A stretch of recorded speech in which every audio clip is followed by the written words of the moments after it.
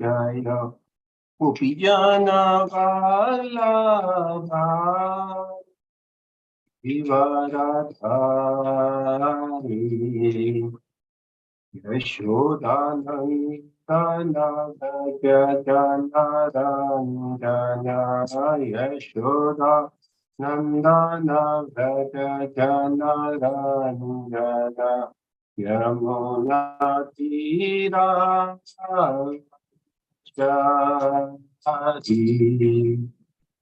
यमुनातीरावनचारी जय राधा माधव कुंज विहारी जय राधा माधव कुंज विहारी जय गोपीजन वल्लभा गिरिवरधारी जय गोपीजन वल्लभा गिरिवरधारी यशोदानन्दन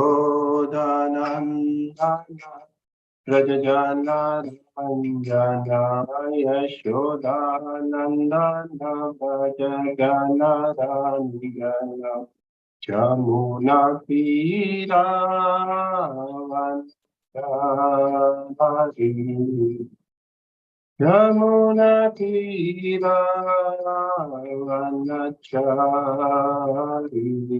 जय राधा माधव कुंज विहारी हरे Krishna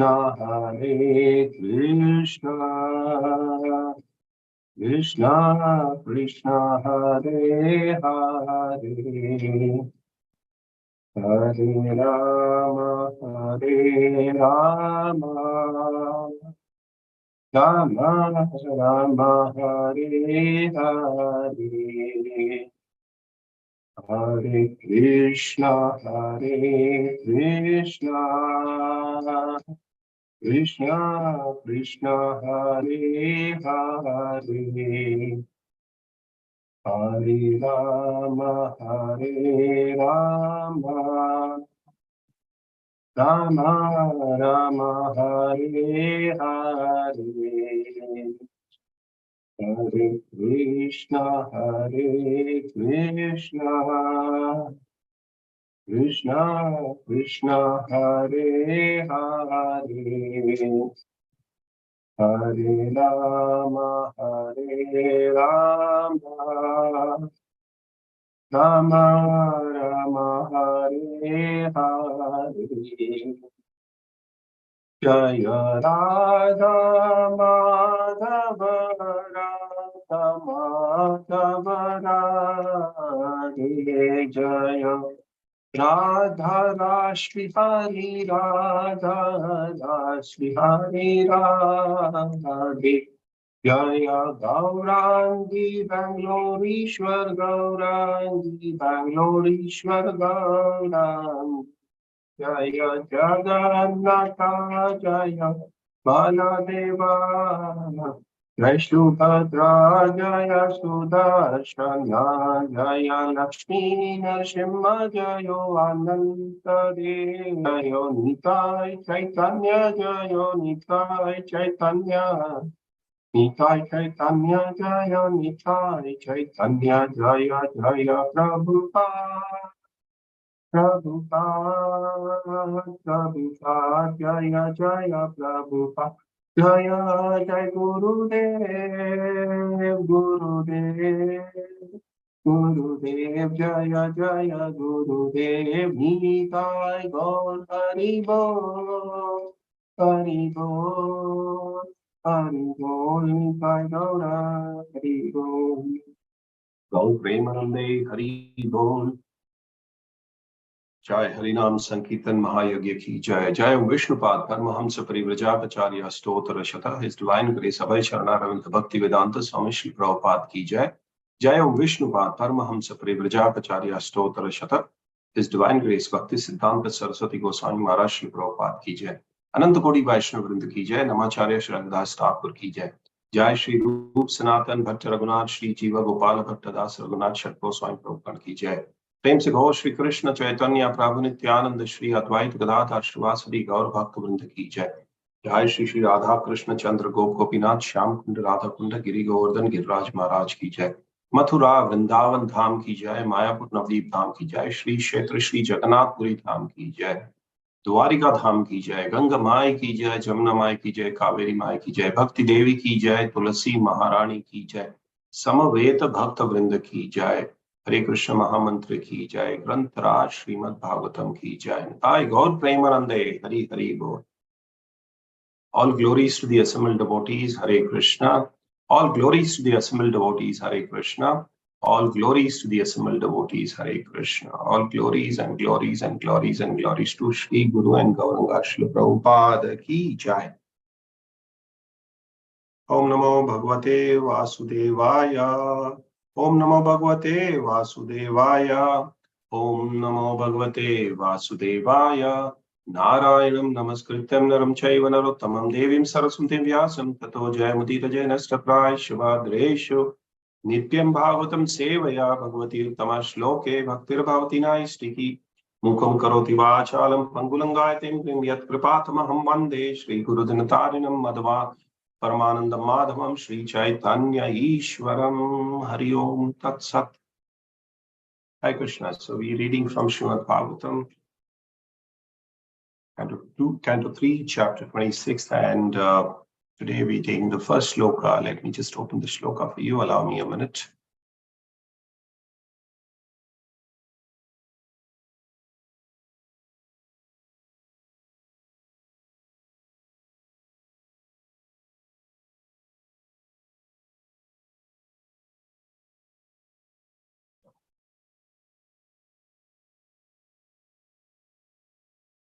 Okay, unfortunately, my tabs have got closed, so I open it now.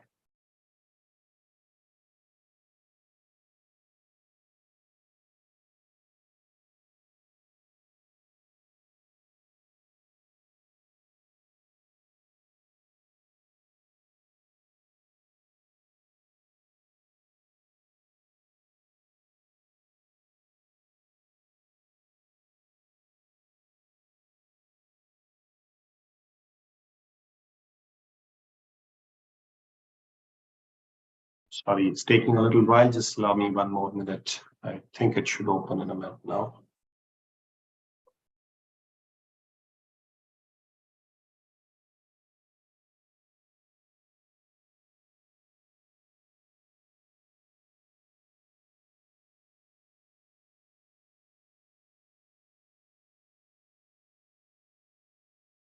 Yes, there we are. We just share the screen with you for the benefit of all the devotees. Let's read the shloka as well together. Okay, so reading from Srimad Bhagavatam, Canto 3, Chapter 26, and the shloka number is 1. So today we're beginning a new chapter, a very interesting chapter, and it will give us a lot of insight into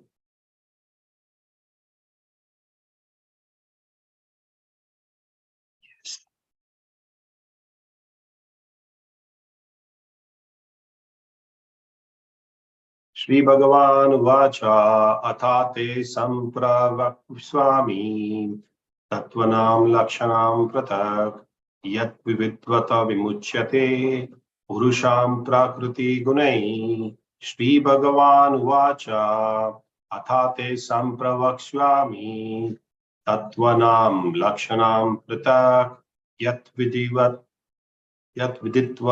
Vimuchyata Purusham Prakritim Gunai. Shri Bhagavan Vacha Athate Sampravakshami Tattvanam Lakshanam Pratak Yat Viditva Vimuchyata Purusham Prakritim Gunai. Word-to-word translation. Shri Bhagavan Vacha. The personality of Godhead said. Let me also open this. Sorry, I think my page is not moving. Okay. Shri Bhagavan Uvacha, the personality of God had said, Atha, now, te, to you, Sampravakshami, I shall describe Tattvanam of the categories of the absolute truth, Lakshanam, the distinctive features, Pritak, one by one, Yat, which, Viditva, knowing, Vimuchyata, one can be released, Purusha, any person, Prakriti, of the material nature, Gunai, from the modes. Translation and purport by His Divine Grace, A.C. Bhaktivedanta Swami Srila Prabhupada, Jai Srila Prabhupada. The personality of Godhead, Kapila continued, my dear mother, now I shall describe unto you the different categories of absolute truth, knowing which any person can be released from the influence of modes of material nature. Purport, as stated in Bhagavad Gita, one can understand the Supreme Personality of Godhead, the absolute truth, only through devotional service. Bhaktyamam abhijananti. As stated in Bhagavatam, the object of devotional service is Mama, Krishna. And as explained in the Chaitanya Charitamrita, to understand Krishna means to understand Krishna in his personal form and his personal internal energy, his external energy, his expansions, and his incarnations. There are many diverse departments of knowledge in understanding Krishna. Sankhya philosophy is specially meant for persons who are conditioned by this material world. It is generally understood by the parampara system or by the disciplic succession to be the science of devotional service. Preliminary studies of the devotional service have already been explained. Now the analytical study of the devotional service will be explained by the Lord, who says that by such an analytical study, one becomes free from the mode of material nature. The same assertion is confirmed in Bhagavad Gita, Tatomam Tattvato Gnatva. By understanding the Lord according to various categories, one can become eligible to enter into kingdom of God. This is also explained here. By understanding the signs of devotional service in Sankhya philosophy, one can become free from modes of material nature. The eternal self, after becoming freed from the spell of material nature, becomes eligible to enter into the kingdom of God. As long as one has even a slight desire to enjoy or lord it over the material nature, there is no chance of his being freed from the influence of nature's material modes. Therefore, one has to understand the Supreme Personality of Godhead analytically, as explained in Sankhya philosophy by Lord Kapila Dev. Thus ends the Bhaktivedanta purport to this first shloka of chapter 26. The chapter is titled Fundamental Principles of Material Nature. And the canto is third canto, which is the status quo.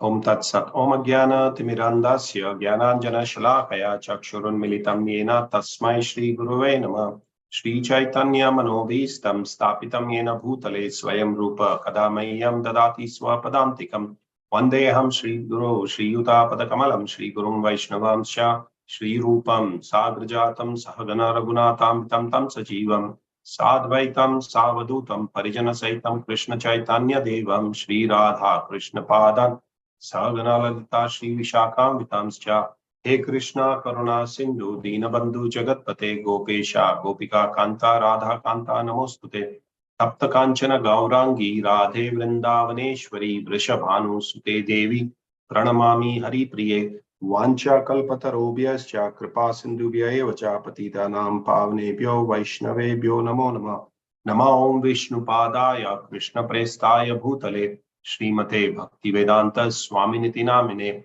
Namaste Saraswati Deve Gauravani Pracharine Nirvishesha Shunyavadi Paschatya Deshatarine Jaya Shri Krishna Chaitanya Prabhu Nityananda Shri Advaita Gadadhara Srivasadi Gaura Bhakta Vrinda Hare Krishna, Krishna Krishna, Hare Hare, Hare Rama, Rama Rama, Hare Hare. I was born in the darkest ignorance, and my spiritual master opened my eyes with the torch of knowledge. I offer my respectful obeisances unto Shubhadaya Krishna Prestaya Jagataka Swami Navide Chari Padaya Upai.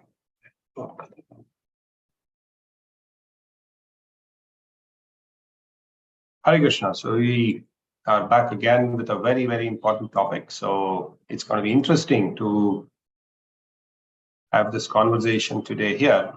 In the previous chapter, where we saw that Kapila Muni was giving instructions to his mother submissively asked him a lot of questions, and Kapila Muni was very happy to answer all those questions. And one point that in the previous chapter we should know is that Kapila Muni said, this knowledge which I'm speaking to your mother, I have spoken this ages back. And this was spoken to Vaswan. And I'm going to repeat the same thing. So the underlining point here was that Lord did not, though he has the capability of reinventing anything and everything, but he did not want to do so. He said, I will give you the knowledge which I have spoken earlier, which has been followed in the parampara, which is followed in the disciplic succession. So it is very important that we do not manufacture anything of our own, and I think follow whatever has been given to us. And the Lord himself shows this by example. He could have given different instructions to his mother because she was a great devotee and a wife of another great devotee. So there are many times that Srila Prabhupada also hammers this point very nicely, saying that we should only follow what has been already spoken as it is. We should not concoct anything. We should not really look at what we are speaking. Is it as per my knowledge? No, it should never be as per my knowledge. It should be as per what has been spoken by the Guru, Sadhu, and the Shastras, and what has been given in the Shastras. So very, very important that we should not try to manufacture, we should not try to unnecessarily deviate anything. We should only speak the knowledge which has come to us in parampara. Evam parampara praptam. Whatever we hear from Senior Vaishnavas, whatever we see in our Shastras, whatever the sadhus have spoken is what is to be spoken by us and not anything else. So this is very important, as in the previous chapter, Kapila Muni was explaining this. Very, very nicely he explained this. And starting with this chapter, this section, this particular section is called Sankhya Philosophy by Lord Kapila. And it is also Sankhya Philosophy by Lord Kapila, son of Devahuti. Yeah, which is very, very important, because there's another Kapila Muni also who came, who was talking a different philosophy altogether. Well, we will go into that details as well. But what actually is Sankhya?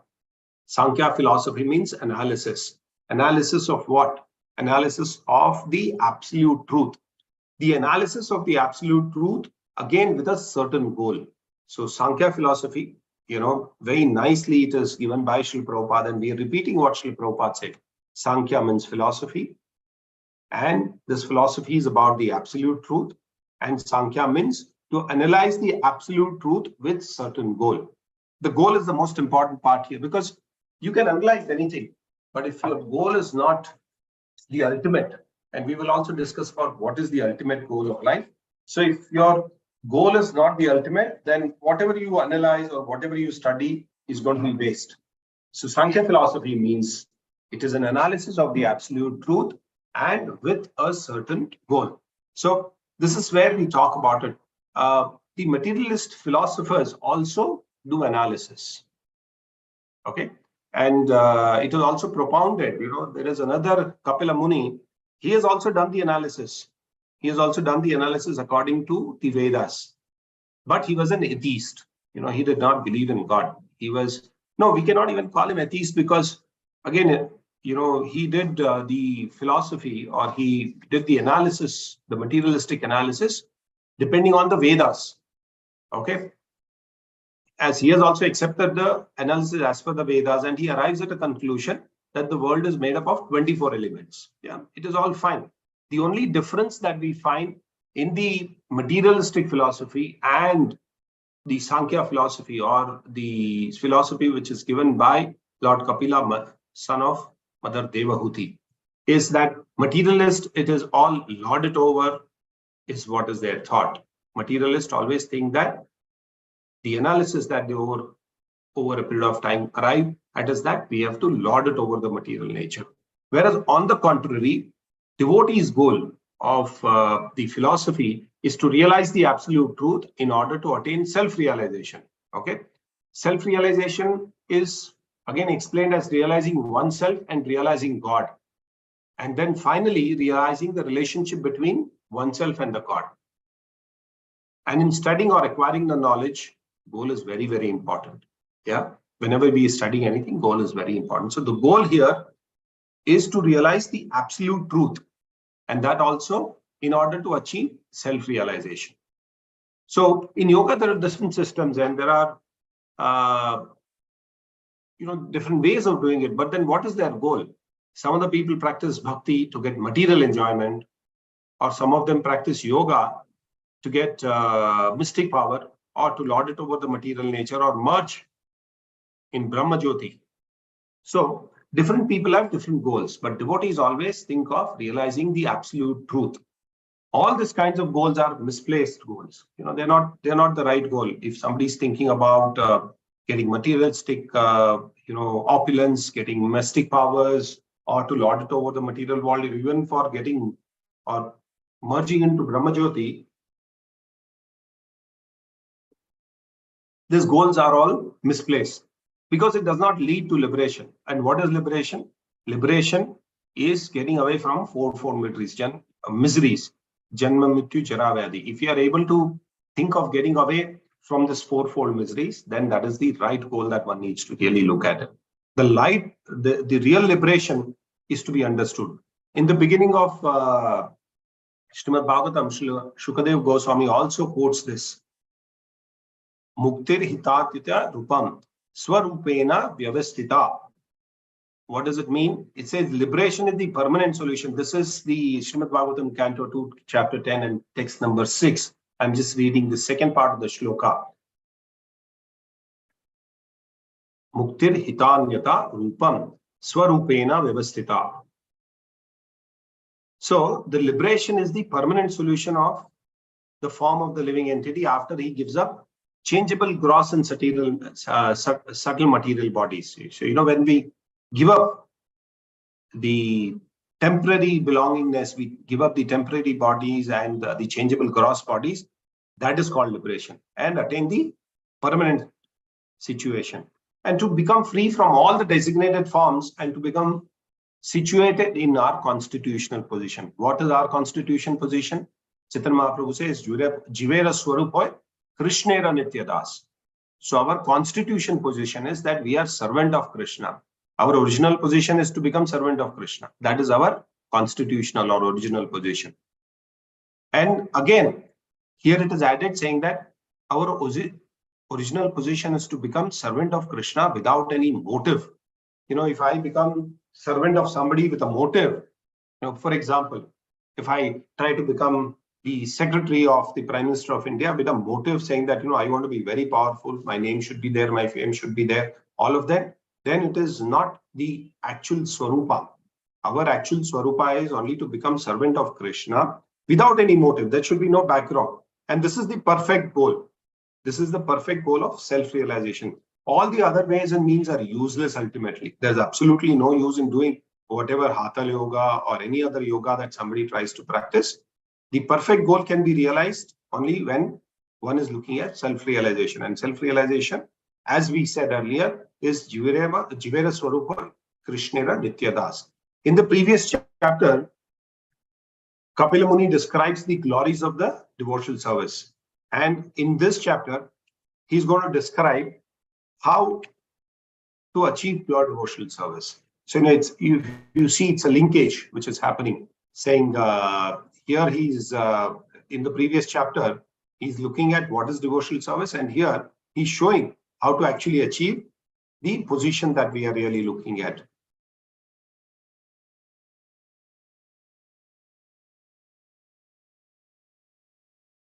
And to understand Krishna means to understand him in his personal form. Again, in the purport, Srila Prabhupada very nicely gives this, saying that without understanding the personal form, there's no point in understanding Krishna. And personal form means that this is the basis of the absolute truth. In the personal form, Krishna has his energy, his internal energy, his external energy, These are two principal energies of his, and his expansions and his incarnation. So we have to understand the two energies, his expansions and his incarnations. His expansions for himself in the spiritual world is the different forms, Balarama, the first Chaturvyuha, Narayana, and the second Chaturvyuha. Then there are expansions of his internal energy. The internal energy consists of the gopis, the Lakshmis, and of his internal energies and his associates. All the great devotees, the Vaishnavacharyas who are personal associates of the Lord, are all his internal energy. Then the expansion of the external energy happens. That is Durga Devi and the living entities who belong to the special. Actually, the living entities belong to a very special category called the marginal energy. They're not internal, they're not external. I'll describe that as we move forward. Why are they called marginal? Actually, living entities are a part and parcel of the internal energy. Yeah, we all agree. We are all, when Krishna expands of his internal energy, we are a part and parcel of it. But due to our tendency of trying to be independent, we wanted to lord it over. We wanted to be independent on this one. So if they are properly placed, they are under the internal energy. But when they are not properly placed, that means when one wants or one tends to be independent, then you become the marginal energy of the Lord. And in the other energies, they are, in other energy, when I mean is marginal energy, they're illusioned. One thinks that I'm everything comes from me. That is the illusion that one has. This analysis can be done in different ways. In the philosophy, Lord Kapila has identified as these categories and substances of the Lord himself. The personal form, the name, the paraphernalia, the activities, the spiritual activities are all by Lord himself. Then the expansion of the Lord, the Purusha avatars, the 3 avatars that we see. Then the expansions of the living entities. Then there are expansions, and these expansions that we really see are for his own pleasure. So the living entities are supposed to serve Krishna. We are all internal energy of the Lord. We expand and we expand because of his own pleasure. And we are supposed to be serving the Lord. So when we try to be independent, they are placed under the external energy and subclassified as marginal energy. So when they are in such a position, they are illusion, and they wrongly think that they are the controllers, they are the enjoyers, or they are independent. And that's the reason we suffer. The living entity suffers because of the reasons of thinking that I am everything. Yeah. In order to become free from the sufferings of the 3 gunas, that is sattva, tamas, and rajo, the qualitative modes of material nature, then it is suggested here, Kapila Muni suggests that one can be released from the modes of material nature. The release leads to what Krishna himself confirms in Bhagavad Gita. He says, Tato mam tatvato jnatva visate tat anantarama. Here, it is very clear. He says, one can understand me. Krishna says this, one can understand me as Supreme Personality of Godhead only by devotional service. And when one is in full consciousness of me, by such devotion, he can enter into kingdom of Godhead. So we actually become marginal energy, and when marginal energy is attached to Krishna, or when somebody takes up to devotional service, he again goes back and realizes his original constitution position, and he can enter into kingdom of Godhead. And if somebody doesn't have the goal to enter the kingdom, and the goal remains in the, and then his goal is only to remain in the material world, then they continue to be in the material world and they suffer life after life, life after life. Because their goal is absolutely different. There has to be only one single goal: realization of the absolute truth. And those who are properly situated in the self-realization go back to Godhead. So the proper goal is very, very important. The living entities still think that their goal is to lord over the material nature, and hence they still continue to remain caged. We are bound by this material world. We do not want to go out of this. So we are caged in the material world, and many times they call, liberation by merging into Brahma Jyoti or mystic power, or even the position of Brahma, which is the highest. Position of Brahma is the highest in this material world. But even he has no permanent position. He has to, that every time the Brahma changes, Indra changes, everybody changes here. So Brahma, the position remains as it is, but there's a different person who becomes Brahma. Indra, the position remains Indra, but then there's a different person who becomes Indra. So even up to the position of Brahma, the nature is, it is going to remain one entangled in the material world. The real happiness is not in any power or position. Real position or real happiness lies when realizes saying that I am the servant of Krishna and I am here to serve him and his orders. So we many times say that, I'm here to serve him and his orders. What do we mean by his orders? His orders are given to us by Shastra, Sadhu and Guru. Yeah, they come in this succession. Krishna sends them to actually teach us what needs to be done. And when this is done, it is very important that one needs to follow the Shastras, whatever is written in our Shastras, whatever has been given, and then also follow the instructions of a Sadhu, self-realized person, and follow the instructions of Guru. So the real happiness does not remain in being, the real happiness is not in remaining in the power or the position that we have. If we go a little further, Rupa Goswami, and not only Rupa Goswami, all the followers of Chaitanya Mahaprabhu, they are presenting the scriptural conclusions to us, which is to render pure devotional service to Krishna. In Bhakti Rasamrita Sindhu, Rupa Goswami explains three kinds of happiness. Bhakti Rasamrita Sindhu is and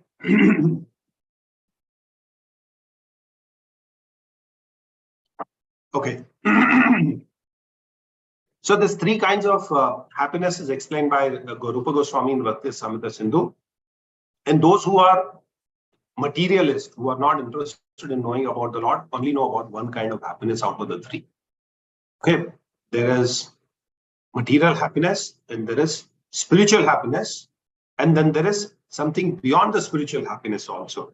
So one is the material happiness, which continues, people think that they can lord over the situation, and once somebody gets a position, he feels pretty happy about being there in position. Like, when we become certain positions, either a temple president or, a CEO of a company or, society, you become something big, then that's the kind of happiness that you get in the material world, which is again very, very temporary. Then there is spiritual happiness. So the first one is material happiness. The second one is spiritual happiness. Spiritual happiness is described as liberation from the material bondage. So once you start getting away from the material bondage or the positions that you have or the powers that we have, then there is spiritual happiness. And this is without attaining of the pure devotional service. And this is also temporary. It is only for some time that it remains and then it goes off. That is called Brahmananda. Brahmananda is also temporary. Then the third kind of happiness is beyond Brahmananda. It is devotional happiness. This is highly confidential knowledge, and only devotees can realize this. And this is possible when one knows Krishna.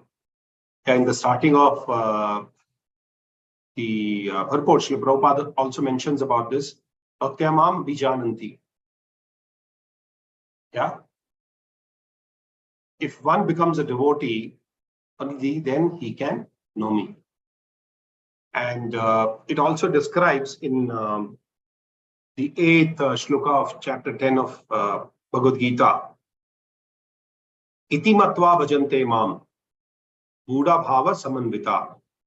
Here it says, Aham sarvasya prabhavo, matta sarvam pravartate. I am the source of all spiritual and material world. Yeah, Krishna has very, very clearly described what we just discussed in this one shloka itself. He says, I am the source of all spiritual and material world. Everything emanates from me. The wise who perfectly know me engage in my devotional service and worship me with all their hearts. Iti matva bhajante mam. He serves me with all his heart. And we all know Krishna is the fountainhead of everything. The Supreme Personality of it, Godhead is everything. He is the fountainhead of everything. So Sankhya philosophy by Lord Kapila is also Bhakti Yoga. Even though the approach is through the analysis of the absolute truth, still it is the ultimate devotional service. In Bhagavad Gita, Krishna says that, he has described Bhagavad Gita, in devotional service. Actually, somebody may say that Krishna is describing all the 4 types of yogas here. Which are the 4 types of yoga? Karma Yoga, Jnana Yoga, Dhyana Yoga, Bhakti Yoga. There are different ways of reaching. There are different ways of reaching, but supreme perfection is to reach the Bhakti Yoga. In Karma Yoga, you may reach certain level. And, Jnana Yoga, you may really reach some perfection. In Dhyana Yoga, you may reach some perfection. Then the ultimate perfection or the supreme perfection is to reach the Bhakti Yoga. In the last words of chapter 4 of Bhagavad Gita, Krishna says one should know him as the ultimate of all the knowledge. He gives this very, very clearly after explaining everything about Karma Yoga, Jnana Yoga, Dhyana Yoga, Bhakti Yoga and everything. He says one should know him as the ultimate of all the knowledge. And in all the understanding, I belong to Krishna is the only business of the devotees. Yoga is actually described as the science of one's relationship with Supreme. What is yoga? Yoga is connecting with the Supreme. So it is described as one's relationship with the Supreme, and the science has 2 divisions: knowledge of the self and sacrificing the material possessions that we have. Knowledge of the self is described as sacrifice to Vishnu, and that is nothing but pure devotional activity, devotional service to Krishna or Lord Vishnu. And all knowledge is devotional service. Knowing the knowledge itself is coming to the pure devotional service. Please understand this. It's very nicely said, knowing the knowledge itself is coming to pure devotional service. Even if you just know what the knowledge is, that itself is coming to devotional service. If somebody engages in devotional service, one has to understand to know the transcendental knowledge.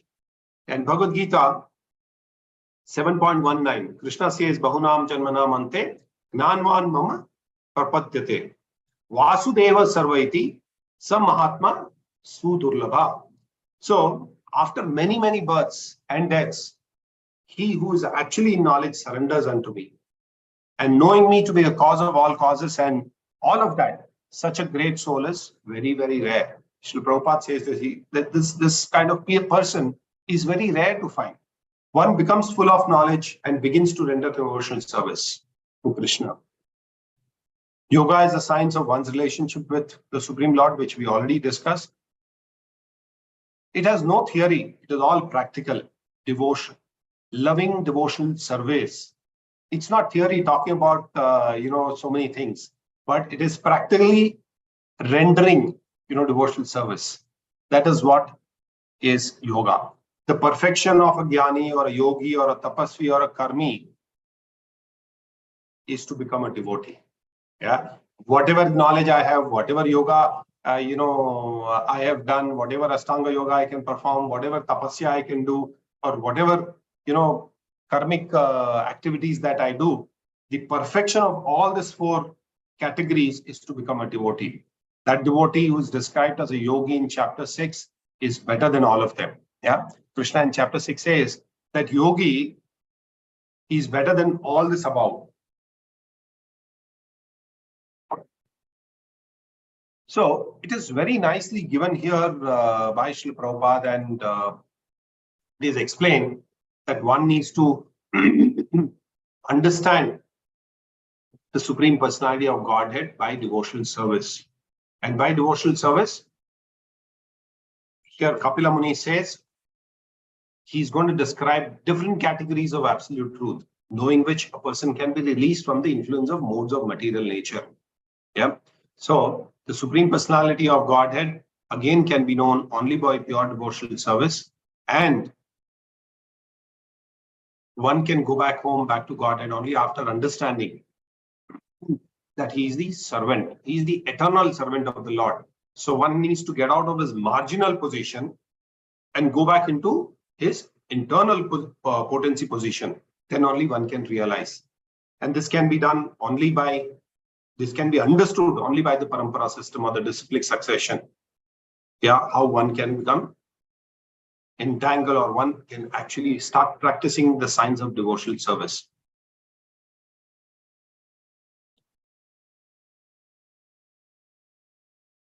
So just to recap what we had conversation today, we spoke about what is Sankhya philosophy. Sankhya philosophy means analysis. Sankhya means analysis.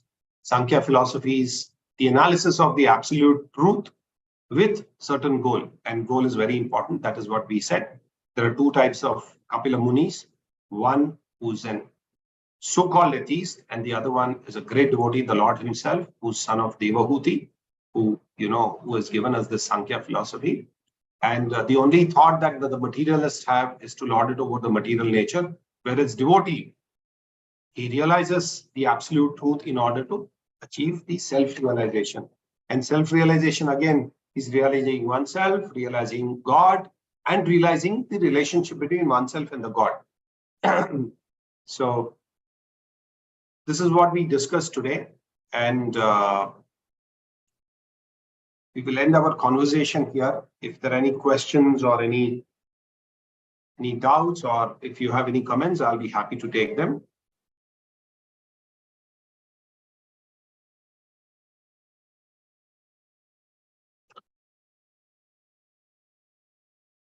So if there are no questions, then we will end the conversation here. Thank you very much for joining this morning class today. And let's offer our obeisances to all the Vaishnava devotees who are like desire tree. Vancha kalpatarubhyascha kripa sindhubhya eva cha patitanam pavanebhyo vaishnavebhyo namo. Ananta Koti Vaishnava Vrinda ki jai. Shri Prabhupada ki jai. Grantaraj Srimad Bhagavatam ki jai. Natai Gaur Premanande. Hari Hari Bol. Thank you very much. Hare Krishna. Thank you, Prabhuji. Dandavat Pranam.